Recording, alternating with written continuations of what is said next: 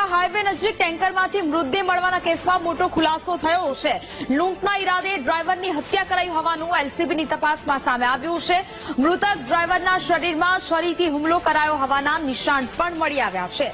આરોપીને પકડવા માટે ભરૂચ એલસીબી અને બી ડિવિઝન પોલીસ પણ હવે જોડાઈ છે અને હવે આ સમગ્ર મામલે વધુ કાર્યવાહી છે તે હાથ ધરવામાં આવી છે।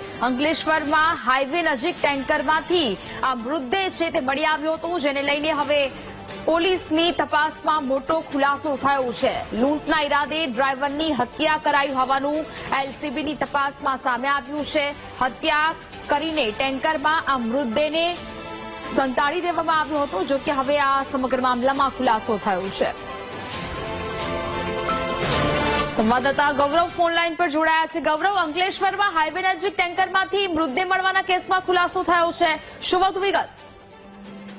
ગઈકાલે અજાણ્ય ટેન્કરની અંદર આપણને મૃતદેહ મળી આવેલો હતો, તો એલસીબીની ટીમ અને બી ડિવિઝનની ટીમ મળી તપાસ કરી રહ્યા હતા, ત્યારે બોડીની ઉપર 7 થી 8 ચપ્પુના ઘા વાગેલા હતા અને જાણવા મળ્યું કે લૂંટની ઘટના ઘટી હોય એવું લાગી રહ્યું હતું તપાસની અંદર, અને હમણાં હાલમાં વધુ તપાસ ચાલી રહી છે।